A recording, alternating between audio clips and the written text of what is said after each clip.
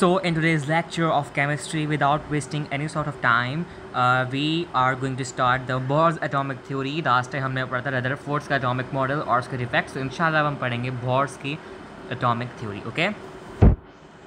So, now we have the term Bohr's atomic theory.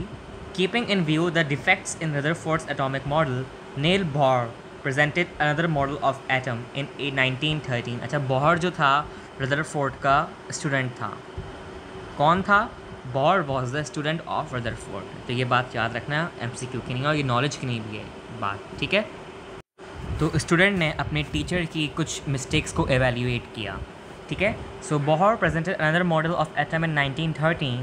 The quantum theory of Max Planck was use as foundation for this model. अब इसका मतलब क्या है, गौर से सुनो. एक क्वांटम थ्योरी थी जो कि साइंटिस्ट था मैक्स नाम का, मैक्स प्लैंक. तो प्लैंक्स क्वांटम थ्योरी कहते हैं उसे, फिज़िक्स में भी पढ़ते हैं और केमिस्ट्री में भी. तो उसको मद्देनज़र रखते हुए बोहर ने अपनी जो है एटॉमिक थ्योरी को प्रपोज किया. According to Bohr's model, revolving electron in an atom does not absorb और इमिट एनर्जी कंटिन्यूसली. याद है हमने लास्ट टाइम पढ़ा था कि भाई एक तो कंटिन्यू है और एक जो है क्या कहते हैं डिसकंटिन्यूस है, लाइन स्पेक्ट्रम है, कंटिन्यूस स्पेक्ट्रम है. तो बोहर ने ये कहा था कि जो इलेक्ट्रॉन्स हैं जो आपको नज़र आ रहा है ये ऑर्बिट के अंदर, सर्कुलर ऑर्बिट के अंदर, जब ये रिवॉल्व करते हैं तो ना तो ये एनर्जी को एब्जॉर्ब करते हैं ना ही उस एनर्जी को इमिट करते हैं कंटिन्यूसली. मगर the energy of a revolving electron is quantized. Quantized का मतलब यहाँ पर क्या है? क्वांटाइज्ड का मतलब in the form of quantums. In the form of quantums यानी कि in the form of discrete particles. Discrete particles यानी कि डिसकंटिन्यूस पार्टिकल्स. ना एनर्जी एब्जॉर्ब कर रहा है कंटिन्यूसली, ना एनर्जी को इमिट कर रहा है, मगर क्वांटाइज्ड एनर्जी को वो अपने अंदर रिवॉल्विंग इलेक्ट्रॉन की मदद से उसको एब्जॉर्ब कर रहे हैं और इमिट कर रहे हैं. मगर वो क्वांटाइज्ड का मतलब क्या है? डिस्क्रीट या फिर discontinuous particles like this, like ये गैप आ रहे हैं तो ये इसे कहते हैं डिस्क्रीट. बीच में गैप है, कंटिन्यू नहीं है. कंटिन्यू तो एक ऐसा फ्लो होता है ना, लाइक दिस. तो उसने कहा कि ये नहीं है. Okay. So quantised as it revolves only in orbits of fixed energy called energy levels by him. मतलब क्या भाई, इसने ये क्वांटाइज्ड कहा गया कि जो इलेक्ट्रॉन है वो पहले एक ऑर्बिट में रिवॉल्व करता है, फिर वो एक ऑर्बिट से जंप करके दूसरे ऑर्बिट में जाता है. तो कुछ एनर्जी लेवल्स होते हैं, यानी कि ये हमारे पास फर्स्ट एनर्जी लेवल हो गया K, ये मेरे पास दूसरा एनर्जी लेवल हो गया L और ये मेरे पास दूसरा हो गया M. तो जब ये एनर्जी लेवल से जंप करता है तो इसलिए ये डिस्क्रीट यानी कि डिसकंटिन्यूस पैटर्न को फॉलो करता है और इसलिए हम एनर्जी लेवल्स को जो है क्वांटाइज एनर्जी की फॉर्म में कहते हैं. तो ये आपके सामने बोहर का एटॉमिक मॉडल जो है मैंने दिखा दिया है पिक्चर के दौरान. ओके. एब्जॉर्प्शन ऑफ एनर्जी इस तरफ, तो इलेक्ट्रॉन बाहर निकला. रिलीज़ ऑफ एनर्जी जब अब मेरी बात गौर से सुनना, जब भी इलेक्ट्रॉन बड़ी जगह से, अगर फॉर एग्जांपल ये हायर ऑर्बिट है, ये है मेरे पास हायर ऑर्बिट, यहाँ से इलेक्ट्रॉन ने कहा मैं नीचे जाऊँगा, इस वाले नीचे, यानी कि अगर मैं फॉर एग्जांपल कहूँ कि मैं 4th फ्लोर से जाऊँगा नीचे ग्राउंड फ्लोर पर, ठीक है. तो ये जो ग्राउंड फ्लोर है मेरे पास, इसको मैं कहता हूँ केमिस्ट्री के अंदर ग्राउंड स्टेट. 4th फ्लोर से मैं ग्राउंड पर गया तो मैंने कहा इसको ग्राउंड स्टेट यानी कि लोअर एनर्जी लेवल, इसको मैं कहूँगा lower energy level, ground state. और जो मेरे पास 4th स्टेट है यानी कि जो मेरे पास 4th ग्राउंड वो है फ्लोर, इसको मैं कहूँगा एक्साइटेड स्टेट. क्या कहूँगा? Excited state. एक्साइटेड स्टेट का मतलब higher energy level, higher energy level. तो जब भी मैं एक्साइटेड स्टेट या हायर एनर्जी लेवल से ग्राउंड स्टेट पर जाऊंगा तो एनर्जी क्या होगी मेरे पास? रिलीज़ होगी. रिलीज़ ऑफ एनर्जी आपको नज़र आ रहा है पिक्चर के अंदर. और जब मैं ग्राउंड स्टेट से एक्साइटेड पर जाऊंगा हायर स्टेट पर, लोअर स्टेट से हायर पर, तो एनर्जी क्या होगी? एब्जॉर्ब होगी. जाहिर सी बात है, मैं जब कोई ताकतवर वाला काम करूँगा तो उसके लिए मुझे एनर्जी चाहिए होगी, ठीक है. और जब मैं उस ताकत वाले काम से दोबारा अपने आप को सुस्त कर लूँगा तो उसके लिए मैं अपनी एनर्जी रिलीज़ करूँगा. ओके. सो ये एक टर्म होती है. तो एनर्जी को जो अब हम पढ़ेंगे वो हम आगे पढ़ेंगे मैथमेटिक्स फॉर्म में. तो let's discuss the Bohr atomic model was based upon the following postulates. तो अब हम पढ़ेंगे बोहर के मॉडल के कुछ पोस्टुलेट्स. ओके. उसके बाद मैं इस फिगर को समझाऊंगा कि इसका असल में मतलब क्या है. The hydrogen atom consist of a tiny nucleus, okay, and electrons, okay, are revolving in one of circular orbits of radius r around the nucleus. आपको पता है ये सर्कल है, इसका एक रेडियस है आर, ठीक है, और ये फॉर एग्जांपल मेरे पास हाइड्रोजन एटम का न्यूक्लियस है, तो इसके अंदर जो इलेक्ट्रॉन्स हैं वो रिवॉल्व कर रहे हैं सिर्फ एक ही सर्कुलर ऑर्बिट में। अब ये नहीं कि इसमें के भी हो, इसमें एल भी हो, इसमें एम भी हो, नहीं, एक ही सर्कुलर ऑर्बिट में जो है वो रिवॉल्व कर रहे हैं। हाइड्रोजन की लिए बात कर रहा हूँ अभी मैं, और बोहर ने भी हाइड्रोजन की लिए बात की। Each orbit has a fixed energy that is quantized, यानी कि वो डिसकंटिन्यूस या फिर डिस्क्रीट पार्टिकल्स में है, मगर वो जो एनर्जी है वो फिक्स्ड है। वो एनर्जी ये नहीं कि कहीं कुछ और है कहीं कुछ और है, नहीं, एक ही एनर्जी है, मगर वो क्वांटाइज्ड है, और क्वांटाइज्ड का मतलब यहाँ पर है फिक्स्ड, ठीक है। As long as electron remains in a particular orbit, जैसे ही इलेक्ट्रॉन हमारा एक पर्टिकुलर ऑर्बिट में होता है, जैसे कि फॉर एग्जांपल इस वाले ऑर्बिट में है, के ऑर्बिट में, इट डज़ नॉट रेडिएट और एब्जॉर्ब एनर्जी, ना तो वो एनर्जी को रेडिएट यानी कि रिलीज़ करता है, ना वो एनर्जी को एब्जॉर्ब करता है जब वो एक ऑर्बिट के अंदर रिवॉल्व कर रहा होता है सर्कुलर पाथ में, इस तरह, ना वो इमिट कर रहा है ना वो रिलीज़ कर रहा है, सॉरी, ना एब्जॉर्ब कर रहा है। द एनर्जी इज इमिटेड और absorb only when an electron jumps from one orbit to another. मैंने बताया जब भी रिलीज़ करेगा या एब्जॉर्ब करेगा जब वो हायर टू लोअर या फिर लोअर टू हायर जाएगा, ठीक है। When an electron jumps from a lower orbit to higher orbit, it absorbs energy, मैं बता चुका हूँ, and when it jumps from a higher orbit to lower orbit, it radiates energy. This change in energy delta E is given by a Planck's equation. अब इसका मतलब समझो किस तरह, इक्वेशन को छोड़ दो, मेरी एक्सप्लेनेशन को सुनो। जब भी मैं किसी चीज़ के चेंज के बारे में बात करता हूँ तो उसको मैं लिखता हूँ डेल्टा से।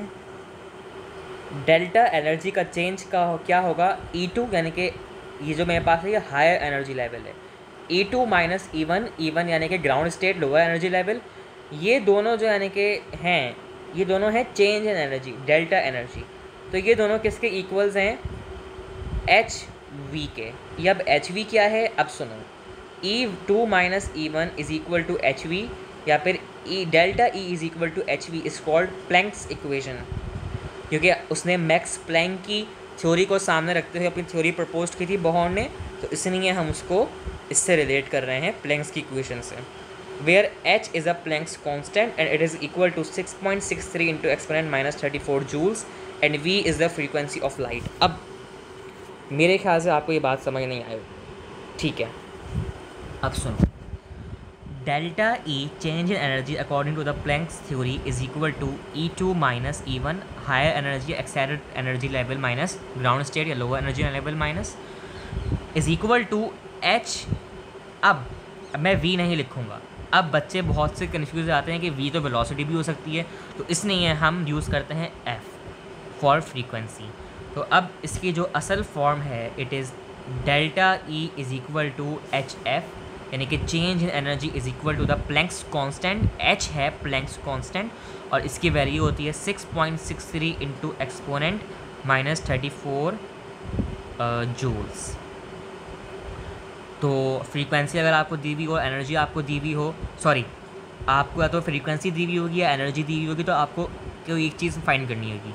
अगर मुझे फ्रीक्वेंसी दी हुई तो H को मल्टीप्लाई कर दूंगा फ्रीक्वेंसी से, यानी कि 6.63 एक्सपोनेंट माइनस 34 को मल्टीप्लाई कर दूंगा गिवन फ्रीक्वेंसी से, तो मेरे पास एनर्जी आ जाएगी। एनर्जी अगर मुझे क्या कहते हैं फ्रीक्वेंसी चाहिए हो तो मैं E को डिवाइड कर दूंगा प्लैंक्स कांस्टेंट से। So electron can revolve only in orbits of a fixed angular momentum MVR given as MVR is equal to NH/2π। अब भाई ये क्या बात आ गई, ये तो मेरे सर से गुजर गई, ये क्या मतलब, कुछ समझ नहीं आया। अब सुनो, हम कहते हैं कि इलेक्ट्रॉन जो है ऑर्बिट के अंदर रिवॉल्व कर रहा है, हमने मोमेंटम याद है पढ़ा था फिजिक्स में, डायनामिक्स में, तो उस इलेक्ट्रॉन का एक फिक्स्ड एंगुलर मोमेंटम होता है। अब एंगुलर मोमेंटम क्या आ गया भाई, एक तो हमने मोमेंटम पढ़ा था linear, law of conservation of momentum, वो तो लीनियर था ना, कि वो आपका ट्रांसलेटरी मोशन में हो रहा है, मगर रोटेटरी मोशन में भी तो कोई मोमेंटम होगा ना, तो उसको हम कहते हैं एंगुलर मोमेंटम, ठीक है भाई। मैंने पढ़ा कि P is equal to MV, तो ये तो लीनियर मोमेंटम की बात हो गई ना। अब मुझे ये बताओ एंगुलर मोमेंटम में क्या होगा। बोहर ने कहा कि इलेक्ट्रॉन जब रिवॉल्व कर रहा है ऑर्बिट के अंदर तो उसका एक फिक्स्ड एंगुलर मोमेंटम है, लीनियर मोमेंटम नहीं, फिक्स्ड उसका एंगुलर मोमेंटम। और जाहिर सी बात है बच्चे को भी पता होगा कि भाई जब वो रिवॉल्व कर रहा है सर्कल के अंदर तो उसका सर्कुलर या एंगुलर मोमेंटम होगा, तो वो एनर्जी की तरह क्वांटाइज्ड होगा, एनर्जी की तरह फिक्स्ड होगा। तो उस मोमेंटम का फॉर्मूला निकाला गया, एम वी तो आ गया मोमेंटम का फॉर्मूला, आर आपका सर्कल का आ गया रेडियस, तो एम वी आर हो गया आपका momentum is equal to n. अब ये एन क्या है मैं बताता हूँ, h Planck's constant upon 2 pi. Pi की वैल्यू पता है 3.14 होती है। तो m we r is equal to N H upon 2 pi is the moment formula in terms of angular momentum. याद रखना बहुत ज़रूरी है। अब एन जो है ना आपके पास, इसे हम कहते हैं क्वांटम नंबर और ऑर्बिट नंबर हैविंग वैल्यूज़ 1 2 3। अब ये क्या भाई नई चीज़ आ गई, क्वांटम नंबर और मतलब ये क्या मतलब क्वांटम नंबर और ऑर्बिट नंबर। अब सुनो, अगर मेरे पास हायर एक्साइटेड स्टेट है n is equal to 4, fourth floor, और अगर वो जा रहा है लोअर स्टेट पर 2 पर, ग्राउंड स्टेट, तो इसकी लिए अब मुझे बताओ n1 क्या होगा और n2 क्या होगा। जैसे एनर्जी में बताया था, एनर्जी हाईएस्ट की हम पहले लिखते हैं तो E2 माइनस E1, तो इसलिए E2 या n2 किसका होगा, हाईएस्ट किसके पास है 4, तो n2 मेरे पास होगा 4 और n1 मेरे पास होगा 2। तो मैं जब इसका change in number of quantum numbers निकालूंगा तो 4 माइनस 2 होगा। Okay, so n is the quantum number और ऑर्बिट नंबर। अगर फॉर एग्जांपल मेरे पास k ऑर्बिट से जंप कर रहा है तो k का जो ऑर्बिट नंबर है दैट इज़ 1, l का जो ऑर्बिट नंबर है दैट इज़ 2, m का जो ऑर्बिट नंबर है दैट इज़ 3। याद कर लो इसको, याद करने वाली चीज़ है, कोई इसमें समझने वाली बात नहीं है। याद कर लो कि k का n1 होता है, l का n2 होता है और m का n3 होता है। ठीक है, तो ये n जो होता है मेरे पास M we R is equal to N H upon 2 pi, ये मेरे पास जो होता है क्वांटम नंबर या ऑर्बिट नंबर होता है। तो अब आपको I hope M we R is equal to N H upon 2 pi का मतलब समझ आया होगा, जो आपकी इक्वेशन बॉन्ड ने सबमिट की थी। तो summary differences between two theories, Rutherford की थ्योरी को और बोहर की थ्योरी को, कभी कभार या आपके पेपर में आ सकता है, क्या पता मैं ही आपके मिड टर्म में या पेपर में दे दूँ ये डिफ्रेंशिएट करने को, तो आपको ये याद करना होगा और समझना होगा, और एक ही में तो बहुत दफ़ा आया है इसका difference. It was okay, Rutherford की बात करते हैं। It was based upon classical theory, ठीक है हमने पढ़ा था, मगर जो बोहर एटॉमिक थ्योरी थी वो किसके ऊपर थी, क्वांटम नंबर की, यानी कि क्वांटम थ्योरी, यानी कि क्वांटाइज्ड एनर्जी लेवल के ऊपर थ्योरी बेस्ड की थी। रदरफोर्ड ने कहा था कि electrons revolve around the nucleus, बात तो बोहर ने भी वही कही कि electrons revolve around the nucleus in orbits of fixed energy, यानी कि क्वांटाइज्ड एनर्जी में हम पढ़ चुके हैं। No idea about orbits was introduced, मगर रदरफोर्ड में कोई भी ऑर्बिट के बारे में आइडिया नहीं आया था, सिर्फ इलेक्ट्रॉन्स के बारे में आइडिया आया था। मगर बोहर ने क्या कहा कि ऑर्बिट्स हैड एंगुलर मोमेंटम, जिसकी हमने वैल्यू लिखी m we r is equal to N H upon 2 pi.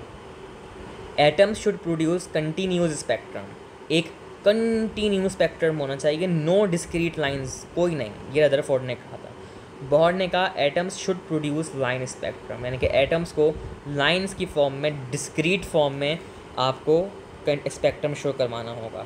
Okay, atoms should collapse, Rutherford ने कहा था कि एक इलेक्ट्रॉन जो है दूसरे इलेक्ट्रॉन से टकराएगा या दूसरा एटम जो है दूसरे एटम से टकराएगा, तो रदरफोर्ड ने तो ये कहा था।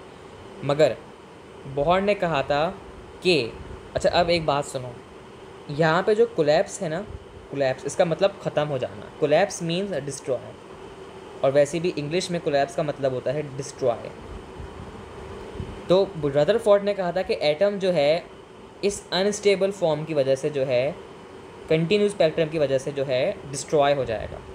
रदरफोर्ड ने कहा कि नहीं, एटम शुड एग्जिस्ट, एटम को अभी ज़िंदगी में रहना है, एटम को एग्जिस्ट या फिर ख़त्म नहीं होना।